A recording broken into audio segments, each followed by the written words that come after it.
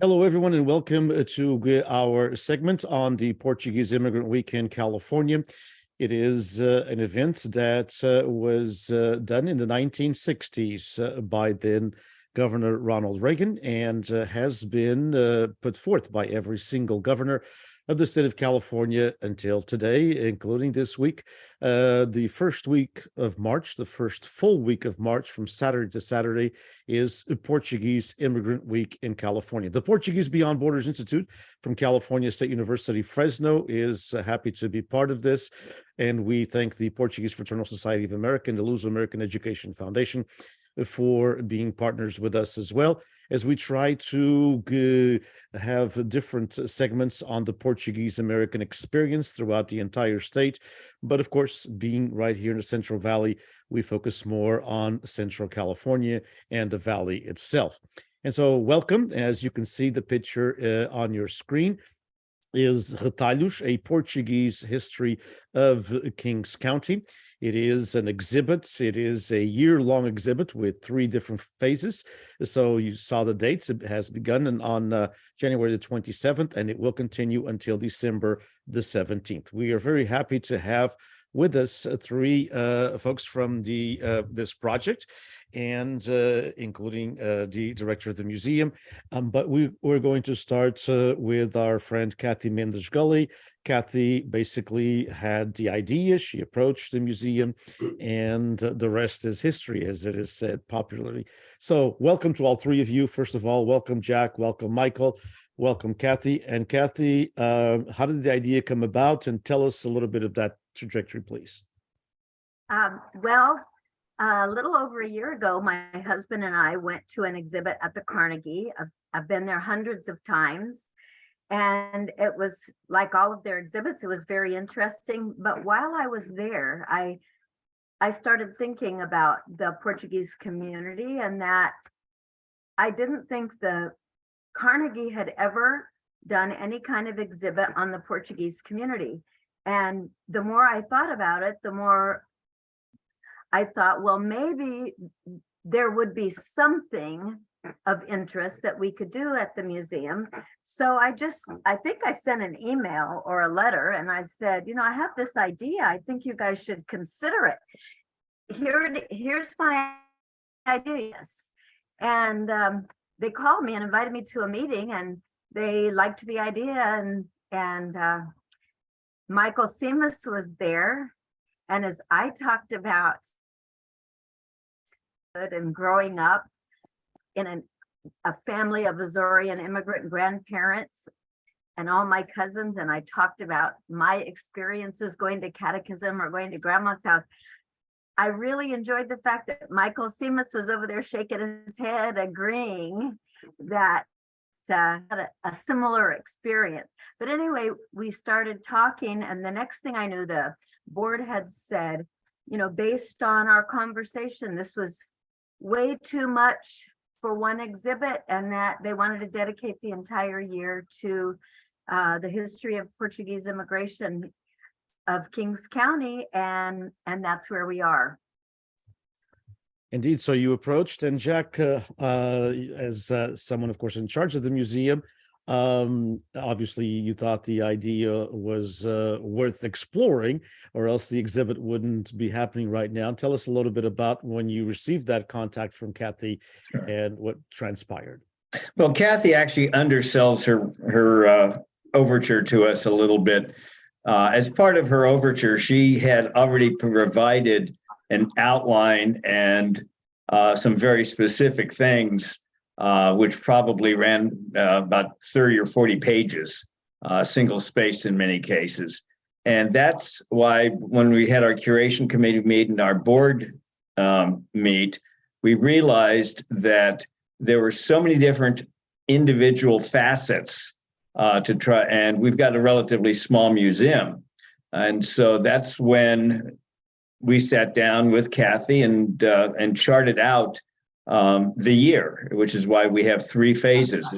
This first phase deals with the old country and immigration and some of the pioneer families. With the second conceptual phase, which we talked about, which we're implementing, is dealing with the culture, religion, arts, the festas, the fraternal organizations. And then, agriculture and the Portuguese contributions to agriculture in Kings County is a whole topic in itself. So our third phase will focus on the economics, agriculture, industry, businesses, all Portuguese, and also what some of the current generations are doing. Not only, whether it's still be in agriculture or be in politics or law or whatnot. So those are the three phases that we conceptualized, and we have reached out to the Portuguese community. Everything that is on display during the year is loaned to us by members of the Portuguese community, and so we've had some people come in and donate things, which parts of it will be used. Are being used now. Some will be maybe used in phase 3 or phase 2. And it's just been a really rewarding experience to see the community responding and helping us with this. So it's been a community endeavor in the aspect that, of course, you have the curators, Kathy and Michael, but as you say, the community has responded very positively to the event. Yes. Michael, so there was the idea, you were part of it from the inception as well. Of course, you've been part of you and Kathy, of course, being of a Portuguese background, you've been part of the community ever since you were born, whether you like it or not. But you've had for those of you who don't, those following us who don't know, if you're on social media, you must be under a social media rock if you haven't seen Michael Siemens's post and his work with photography, especially historical photos, not just of the Portuguese, but of various parts of Kings County and throughout California in general. So, Michael, how did you react to the idea, and what were your initial thoughts when you were approached? Well, I grew up in the Portuguese community. I was just thinking as Kathy was talking, how our entire neighborhood, all my neighbors were Portuguese. I grew up on a dairy, and all the farms that were around us were owned by Portuguese families. Some of the families were part of the pioneer families that came to Kings County in the 1870s and 1880s. So, the whole Portuguese experience of going to church, going to celebrations, going to grandmother's house, that was all part of that was part of our life. And so when Kathy was talking, I remember the meeting, I was kind of laughing to myself going, oh yeah, that's right. I do remember all those places and things that we did. And so it is interesting that, the thing about the Portuguese community in itself is they don't talk or brag, they just do. And all the success that has happened to the Portuguese community in this area has just been done by sheer will, strength, and effort to get to where it's at today. I think it's never say die is one of the Portuguese mottos, is we're going to get it done one way or another. And it happened. And you just actually reminded me when you say they don't talk necessarily a lot, they just do. You reminded me many years ago, I took a class at Chapman University, and he was a city councilman and mayor there in Hanford, Simon. I can't think of Simon's last name now. That taught for a couple of years at Chapman some courses, and I had to take a history class that I needed, and I took it from him, and he asked me, he obviously knew the Portuguese community, and he said, is it Borges or Borges? And I said, it's Borges. And I said, but I'm impressed that you know the difference. and he said, I do. I mean, in Hanford, he taught at Hanford High School. And so I know the Portuguese community. And he looked at me and he said, you guys kind of discovered the world, but you failed to tell anyone about it. You just did the darn thing, and you didn't brag about it. So, that's reminded me of your story there. We just did. that instructor's name was Simon Lackritz. That's right, Simon Likritz. My gosh, could I forget him? Yeah, he was very, very interesting. It was one of the best courses I've taken, and I took a lot of courses from a lot of university professors in undergrad and grad, and he was just amazing. It was a very interactive, great course. But I'll never forget that phrase of his, and kind of reminded me when you said we just do things. So going back to Kathy, and Michael and Jack, also jump in anytime, please. The idea of putting this together, and then of course the three concepts came about, as Jack mentioned, it was just too much for one. How did you go about? I know Michael has a lot of different pictures and of course a lot of history in those pictures. How did you guys go about, Kathy and Michael and Jack as well, deciding how this very first one was and who you're going to concentrate on? Because as you mentioned, the Portuguese have been in Kings County since the 1870s and 1880s, but sometimes people just don't have that information anymore. They just, or they moved, and it's a shame, but there isn't that much of wealth of information, unfortunately. How did you go about deciding, we're going to have to go with this phase and these pioneers? Well, basically, we are totally dependent on the community lending us the artifacts, the photographs, the mementos, the heirlooms or whatnot. And so there was, there's several phases when you're curating an exhibition, themed exhibition of this type. And so the first thing was a lot of networking and reaching out to members of the community. Michael and Kathy, being members of the community, have a lot of contacts.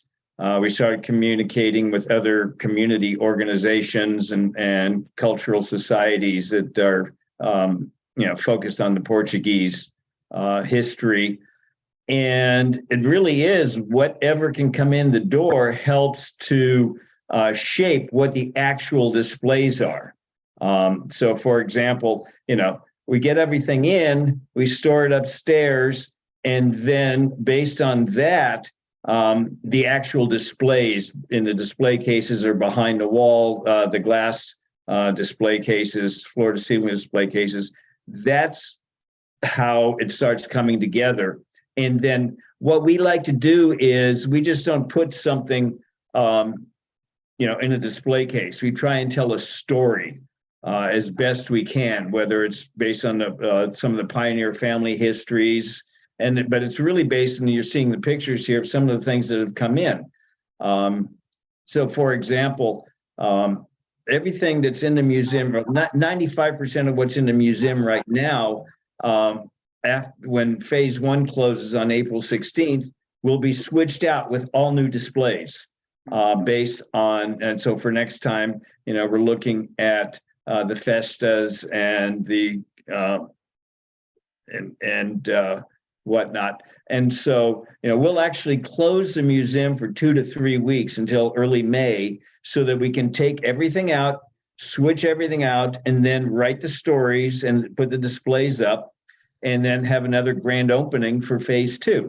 And what we found is with phase one is that the word is spreading around the community and people are contacting us and saying, we have these things that we can loan to you. And so this particular exhibition, since it's going all year, is building on itself, but that's how it works. Kathy and Michael, any additions to that? That's explained by Jack. I was fortunate enough that my mother was the curator of the Seamus/Perry archives. And so after my grandparents passed away, my mother was able to save a lot of unique artifacts from the family. For example, my grandfather came to the United States in 1900 at age 13, and he came here by himself, and he died at 97, and he never saw his parents again. We have the trunk that he used to travel from the Azores to California. I also have his homemade violin that he had, that he played for all his years. I remember seeing him play that, and to his best of his ability. And so, artifacts like that. And then my family happened to have the passport of my grandmother, who came to the United States in 1919, and she saved her boat ticket. She saved her receipt for what she paid for the boat ticket.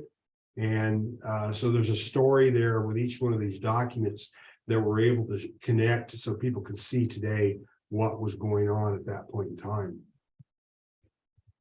Fantastic. And Kathy, of course, you have many much information here, and many different artifacts from your family. And so how was that process of yours as well? And of course, you had written the book earlier a few years ago, so that was a resource. I like Michael's calling his mother the curator of all things family. So that's what I'm going to call myself in my family. And the way that really happened, the way that it came to be that I had old photographs and documents, is that when our grandparents died and we cousins got together, we went down in the pecking order. I'm way down at the bottom, one of the youngest of all the grandchildren. Well, by the time it was my turn to pick something, the diamonds and the furs were all gone, and that left boxes of things.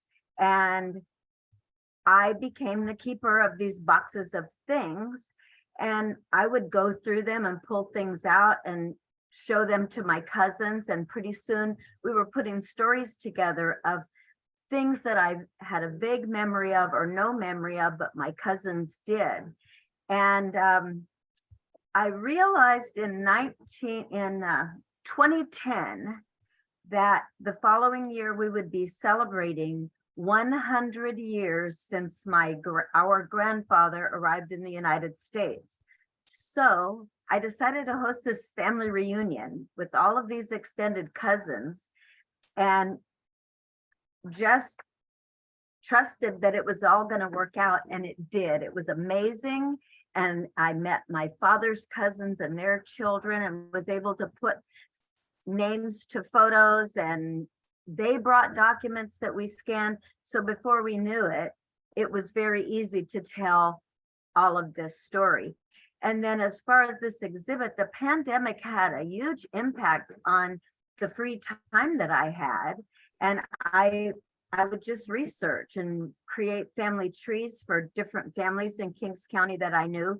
And so by the time the board said, sure, we can do this, everything was pretty much in place to just start putting it together. But like Jack and Michael have said, our exhibit itself, and it will be the same for Exhibit 2 and Exhibit 3, completely depends on what gets loaned to us. And so we're out, talking to people, posting on social media that, come in and see our exhibit and see what we're showing, because maybe it'll help you remember that you have something similar too. So we've got people now coming in saying, oh, you know what, I have something that we used to make homemade wine in, or I have a big cast iron pot used in the matanzas. So we're just depending on the community now to come to us again with their treasures, and we'll tell the story. And we're super excited about it. I've had the experiences where I've had people approach me after church who have said that the photos that they've seen of their ancestors at this exhibit, they have never seen before. And I knew the story behind it was that one of the family home burned down in the 1910s, and all the old photographs were lost. But there was a family member who had copies and or duplicate photos in another house in Visalia, and that's where we were able to get those copies of those photos. So the families they were overwhelmed by emotion when they saw their great grandfather sitting there the first time they've ever seen the photo. And these people that are talking to me today are in their late 60s and early 70s. So just it was interesting experience I did not expect. Indeed, that is interesting, and of course, it's important because it's tied to the roots that sometimes you feel that they are there, but you have to see those, you have to have those experiences in order for that to kind of bring back other memories as well. I just paused on this picture here for a simple reason. I wanted to find out the idea that you guys had of having people, which I've seen, in various places, but it's a great idea to have people if they can, and some can and some can't. Unfortunately, the younger generation cannot. I can tell you that from experience at Fresno State. Many of the young people that are of Portuguese background and even other ethnicities, they know from the Azores, what island, I have no idea. Or if they know the island, what village, I have no idea. And so that comes more and more. And so it's important that these roots are established. So tell me a little bit about this idea, and how is it? It was great the night I was there, opening night, and how has it flourished in the last few weeks? Let Jack tell you. It was his idea. Okay. Well, besides the three of us, Kelly McCoy, who's been involved with PBBI, is also our editor and working with this. And we were sitting around, we had all of these maps, and we were trying to figure out how best to display them. And I'm not sure who had the idea, but it was almost an aha moment. It's like, let's put up the maps, and we'll get pins. And we've created this exhibition, or this display, called Pinpoint Your Ancestry. And it's, Teixeira is nothing but a pin cushion right now. But we've got pins in all 9 islands, and this is actually one of the displays that will last all year long. Just because we like to do things on an interactive basis. This is a prime example. We have old pictures. We've got the PBBI oral history video going in our audio-visual room. So this particular display, the pinpoints, just sort of, we all looked at each other and said, this is a great idea. And that's why it's there. And I love this picture because it has the idea of the pinpoints taken to the 21st century Facebook and phone, because I'm sure that all of these pictures that are being taken ended up in some kind of a social media. But Michael, you're adding something to it. Well, what's interesting is to see certain islands look like porcupines, and other islands may only have 1 or 2 pins. Just goes to show you how where the certain families came. In our area here, most of the families came from Terceira and São Jorge and from Peak, and to a lesser extent the other islands as well. But it came back to who was the first person here and how he communicated with all his family back in the Azores is how the immigration came through. If you were to go up into the Bay Area or even go to Northern California, the people that immigrated to those islands immigrated to those places came from different islands. Indeed, yeah. The valley is pretty much what we call the central part of the archipelago. Right. As you said, Terceira, São Jorge, Pico, Faial, and a little bit from Graciosa. Although in Fresno, as we know, not Kings County, but in Fresno, there's a very, very strong community from, it's one of the very few in California, one of the very few in the United States. But in California, certainly, there's a very strong community from Flores, the Machado families and the Gomes and the Freitases and everybody else. So the overwhelmingly the people have, and I'll ask Jack this, it's been well received. I know that from private conversations, you're very pleased with the outcome of this first exhibit, the first of 3. And so Jack, there's even been some records as far as number of people attending. How happy are you with that process? Oh, it's just going gangbusters. We always have a pre-opening reception the night before it opens to the public, and it was our largest pre-opening reception ever. We've been having 30, 40, 50 people come through the museum on a Saturday or Sunday. We're only open Friday, Saturday, Sunday afternoons from 1 to 5.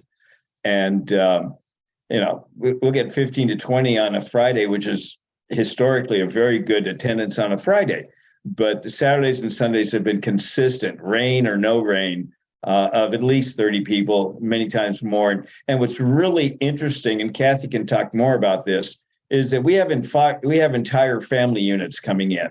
One gentleman who has lent us some linens, handmade, hand crocheted materials and whatnot by his mother and grandmother. I believe, Michael, I think you were there that day. I think 15 family members came in at once. Yeah.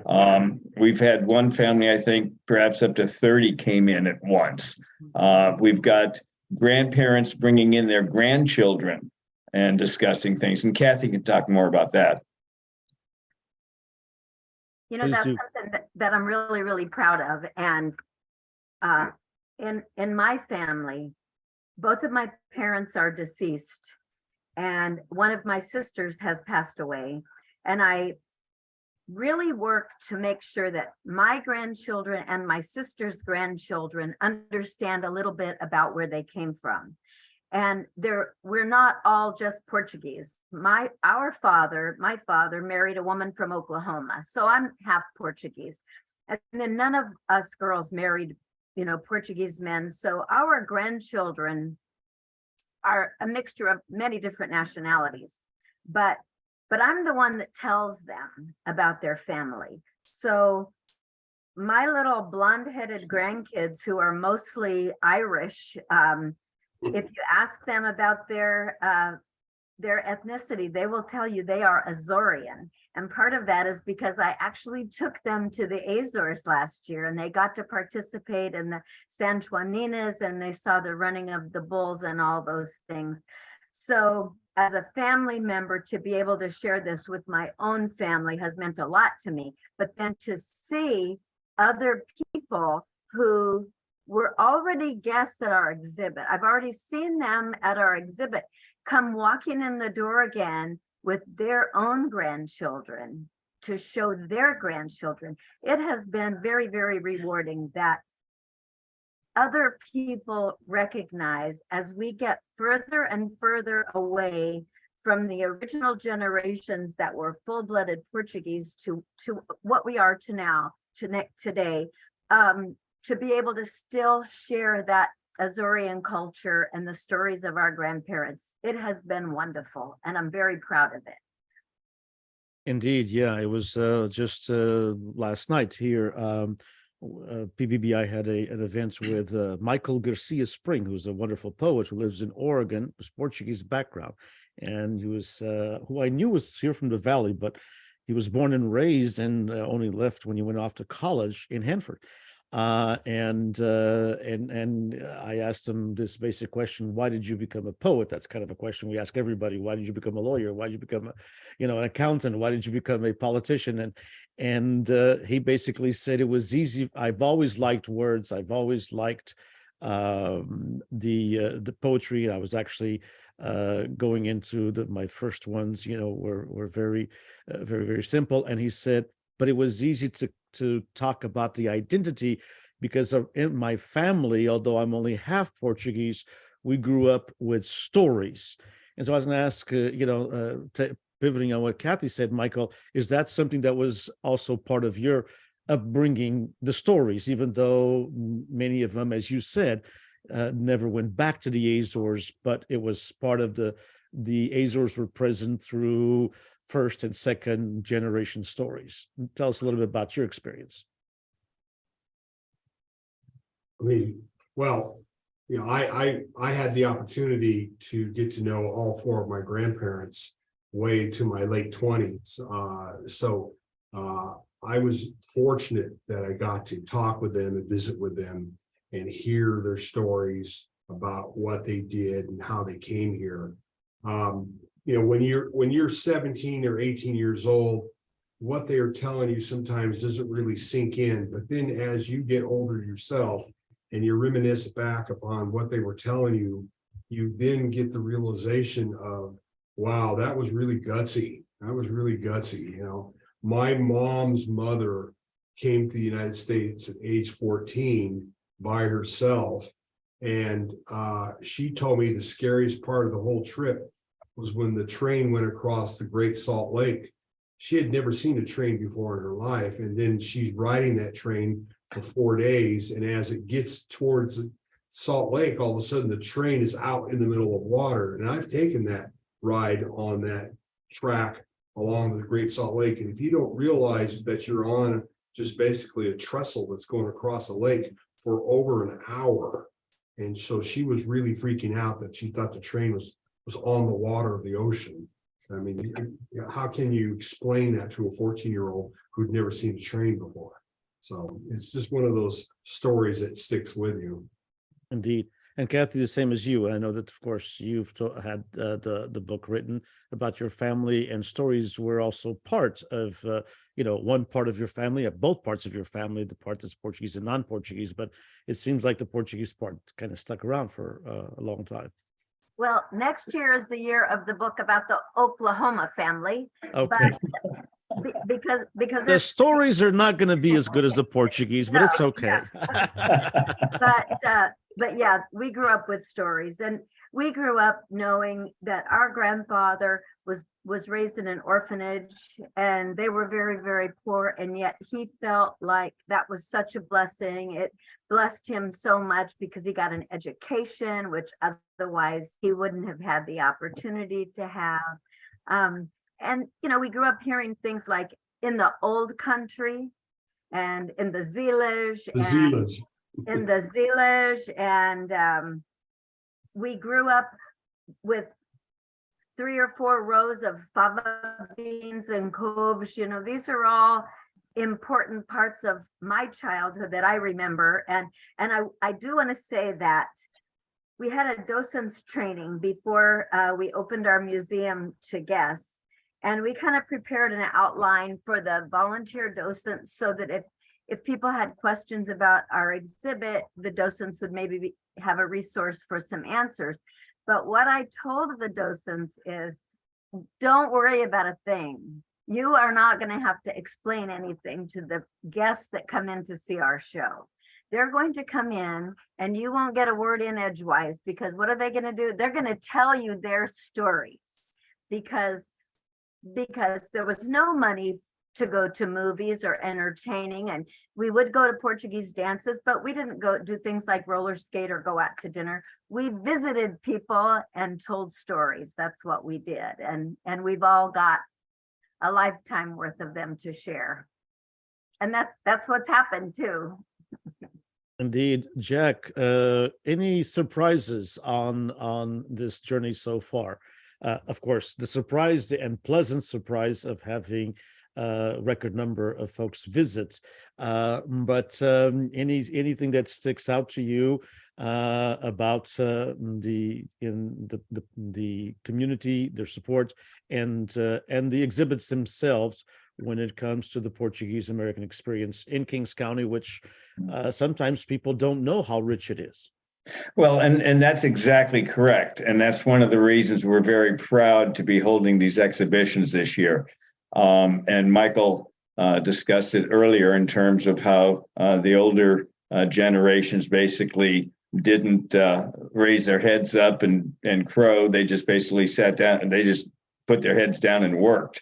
And I grew up, I moved to Hanford in second grade, and growing up, I had a lot of Portuguese friends, and I never really got into the stories or the history.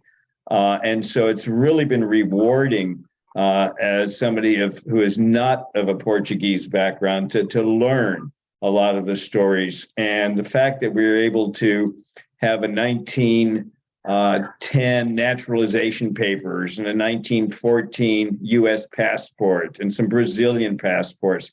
In fact, we just changed out one display from a family in Stratford. We have a 1922 marriage license and a picture of their wedding day. So we're constantly looking at making it fresh and having the stories fresh. So just what's coming in the door is always a rewarding surprise, and that's coming true again this time. Indeed. And so we have the first one. It's when does it end, Jack, by the way? Okay, this first exhibition will end on April 16th. And again, we're open Friday, Saturday, Sunday, 1 to 5. The next phase will open either the first or the second Friday in May. It just depends on how fast we can change out the displays, because like I say, everything will be fresh and new, with the possible exception of the flags and the pinpoint the ancestors. But we have, we have a lot of stuff coming in, and it'll take 3 or 4 of us pretty much full time for those week and a half, 2 weeks to get it together. So the phase 2 will start either the first or the second Friday in May, and people can find out by following the museum on Facebook and also on our virtual museum website, which is Carnegie Museum of Kingscounty.org. That's the best way to find out. Plus, if we have people's email addresses, we will send out an email to everybody who's involved and who has come. I know we've been on at least 2 Fresno TV stations, and they've made a commitment to come back for phase 2 and for phase 3. So, but phase 2 will start May, run through mid-August. Phase 3 will start the Friday after Labor Day and run till mid-December. And Kathy and Michael, and of course Jack as well. But I'll start with Kathy. What are the plans? I'm sure that all the excitement of what's going on now, and of course the record number of people, but there still all has to be in 1 month, as Jack said. Pretty much this one goes away and another one comes in. So I'm sure the phase has begun as far as the planning, because an exhibit can't just be done in a week and a half. There's got to be some very, very long-term planning. So what is going on in that aspect for the second exhibit and the first exhibit? And we'll show again some of those pictures. We've talked about focusing on the pioneers. This one, as Jack mentioned, will be focusing on the celebrations, on the fraternal organizations, on the festas or the festivals and traditions, family traditions, collective community traditions. So what is going on in that aspect? I'll start with you, Kathy. Okay, thanks. Well, I have been working on the narratives, the words that we need to use to accompany the items that we display. For example, there's not a Portuguese house I've been in Kings County that didn't have something connected to Our Lady of Fatima. Whoops. And so we want to talk about why Our Lady of Fatima is so important to the Portuguese family, and the impact that those apparitions that happened in Lisbon have had such a big impact on the Portuguese community. So I'm working on those things, and I have tremendous respect for the Carnegie, because they are very careful about what and how they present something. So I'll prepare the narrative and submit it, and then they work on it and make sure that it's all appropriate and fact checked.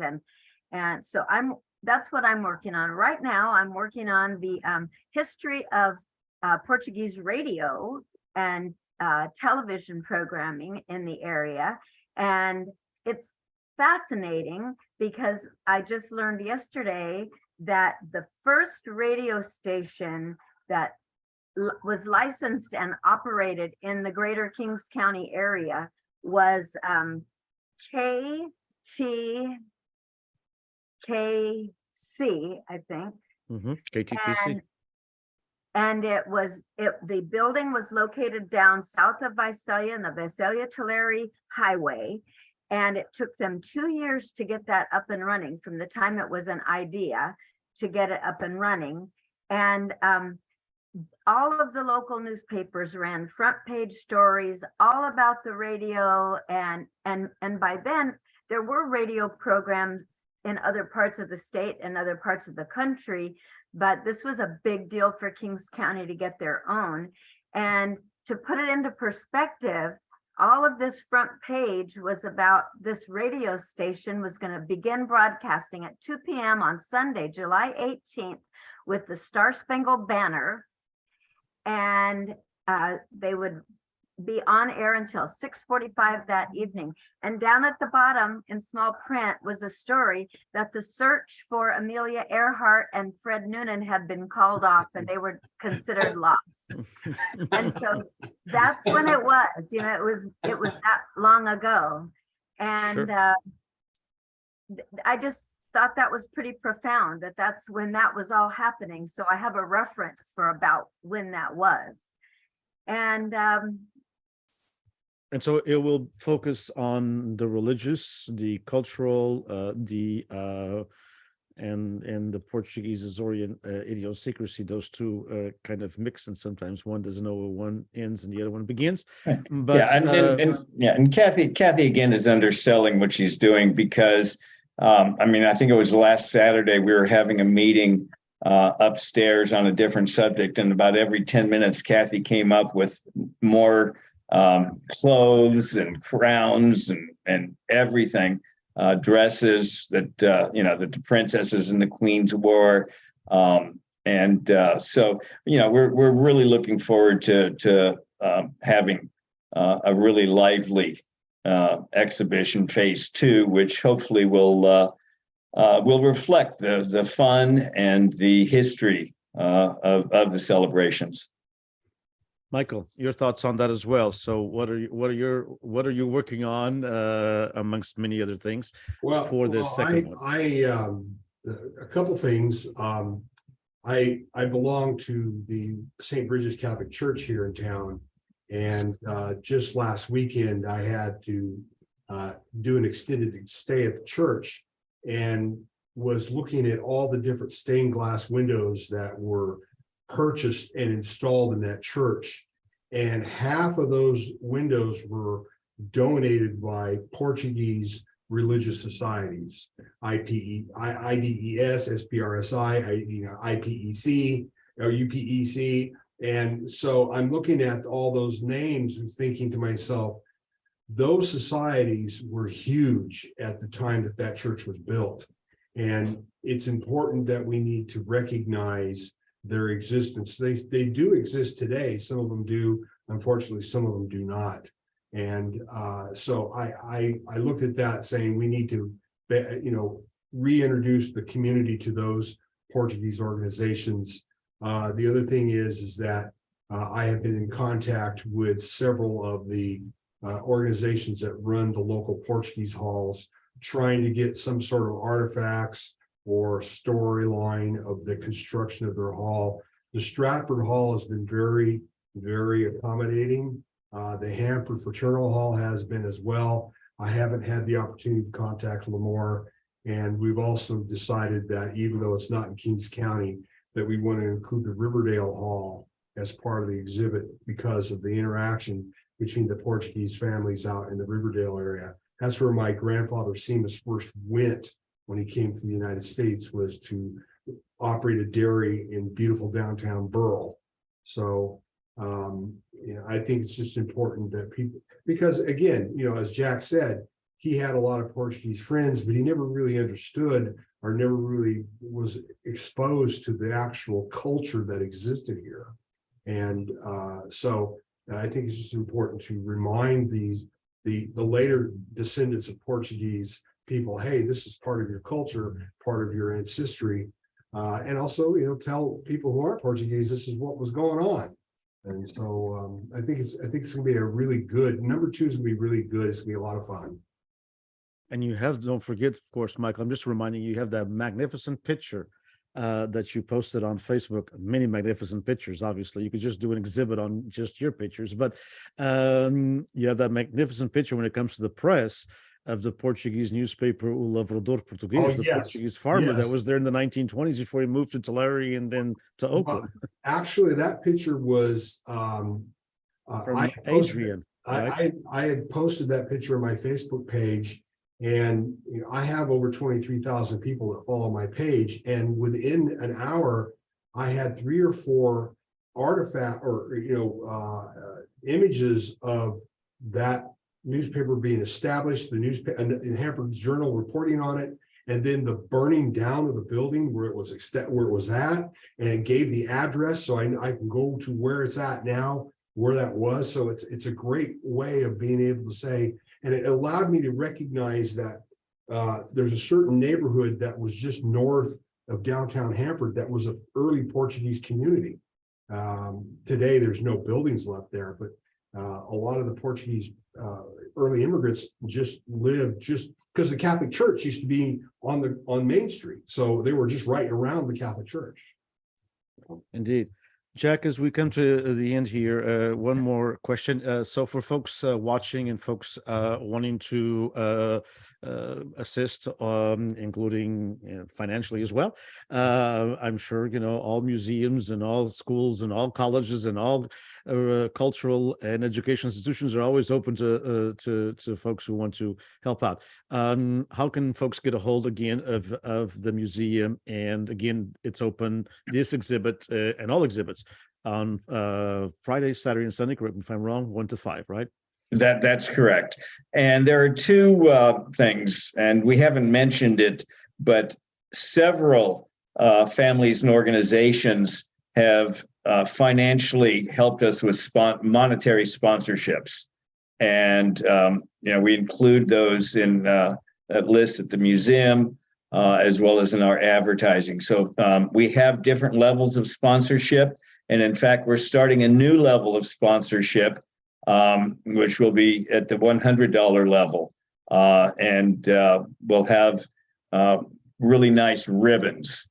This was Kathy's idea, which will acknowledge that they are a sponsor of this exhibition. So that's one thing. The second thing is we need artifacts. We need more heirlooms. We need pictures and whatnot. And so there are really two ways to get a hold of us.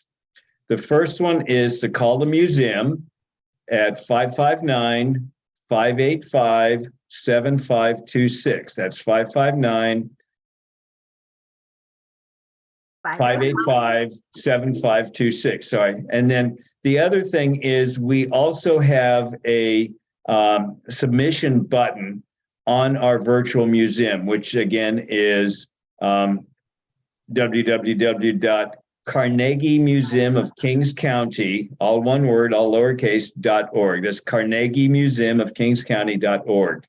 So if people wanted to reach out to us for financial support and sponsorship, there's a whole program of benefits based on the level of the sponsorship.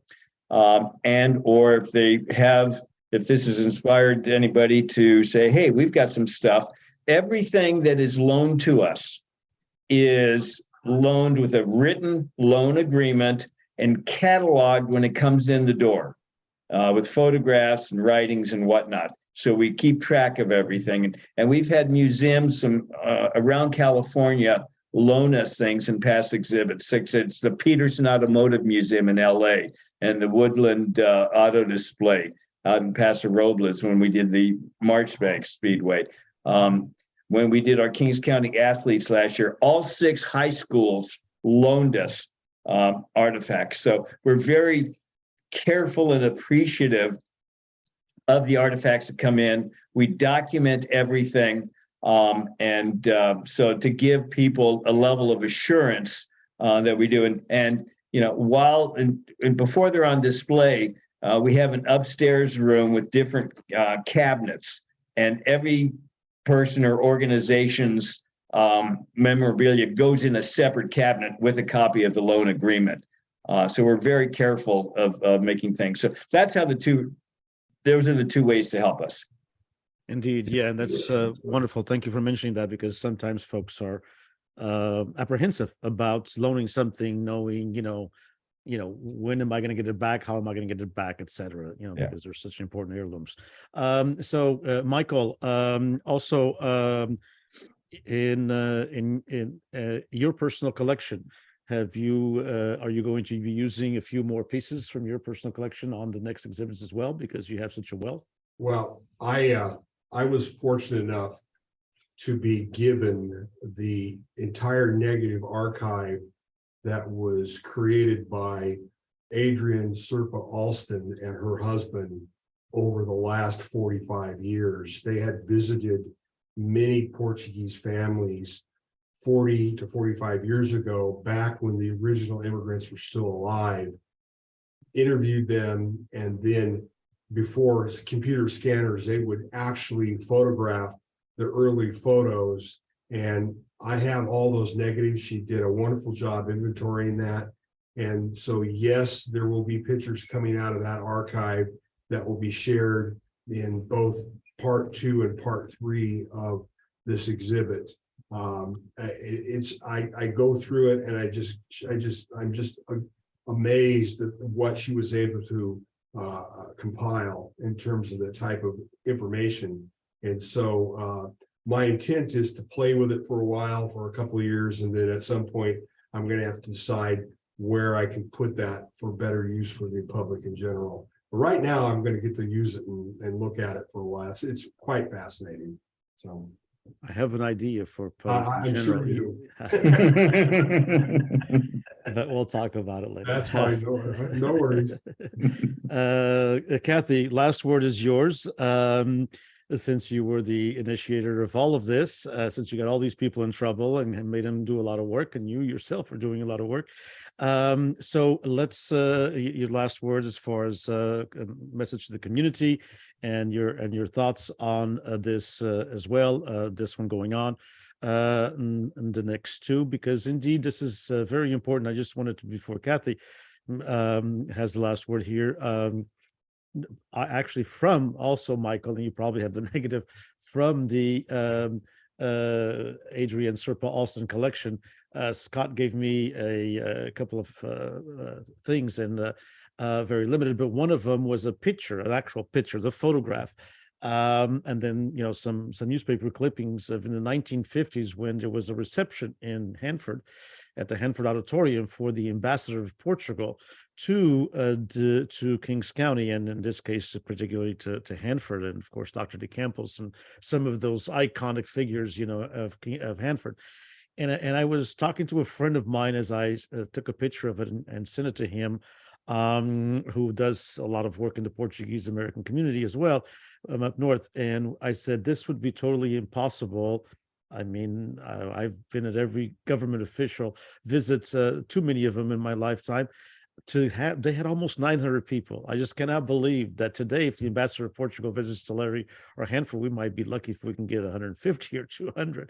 But they had almost 900 people at an event in the early 1950s. So this was before the second and largest wave of immigration came after 1958. And so there's all these stories, of course, and thanks to people like yourself, Michael, and Adrian, have all this documentation. Of course, Kathy as well. Kathy, last word is yours. Well, it's important that everyone realize this is our opportunity as members of the Portuguese American community to shine a light on our families, our stories. And the Carnegie has given us this wonderful opportunity. We've got a whole year, we've got 2 more shows, and we can show whatever comes in, whatever people share. So I'm reaching out to people. It's important to me to tell people, for example, the Silva family in Lemoore, years ago, there used to be Portuguese rodeos out at the Silva Ranch. And I would just love to have more families get involved in this, because it's not just my story or Michael's story or the stories of a few. It's the stories of all of them who come together and created this Portuguese community in Kings County. So I'm very thankful to the Carnegie for giving us this opportunity, a year to tell our story. Nobody's had that opportunity here in Hanford before. And so let's not waste it. Let's everybody that has something to share, I hope you'll share it with us and let us tell our story. And I want you to be a part of it. And how did the name Retalhos come about before? Because I've actually had a couple of people ask me that. Okay, so we were looking for a Portuguese word. And Jack's idea to come up with a Portuguese word, and he's used that throughout our exhibit, including what we've named our sponsorship levels, but we wanted a word that would kind of tie into what we were doing. And the word means various things coming together and creating something. So, and that's what we have here. All of these different families, the Marshalls and the Machados and the Borgeses and the Pereiras and the Vieras, and no matter how you spell it, they all come together and created this community here in Kings County. And no matter how difficult times were, those people found a way to donate money or a cow or work to build a Portuguese hall and to build a church and to pay their membership dues to the Fraternal Society. So that's what we're talking about here, a coming together, a patchwork of people who created a Portuguese community here. And that's a wonderful way to end it. So thank you, Kathy. Thank you, Jack. Thank you, Michael. Thanks for all your work. Again, the Carnegie Museum of Kings County, open Fridays, Saturdays, and Sundays from 1 to 5 p.m., a year-long presentation. And we'll keep you informed as well through PBBI at Fresno State. Thanks for offering us the opportunity also to be part of it and projecting the documentary, our second one that will be on the Portuguese Festas. Hopefully we will have it showcased there as well. And so once again, on behalf of PBBI at Fresno State, I congratulate all three of you, and I thank you so much, and happy Portuguese Immigrant Week. Thank you. Thank you. Thank you. And Jack, we can wish you happy Portuguese Immigrant Week as well, because with this, you're now an honorary Portuguese. We'll get some kind of diplomatic, immunity for you if something happens. Take care. I appreciate that very much. Thank you so much. Take care.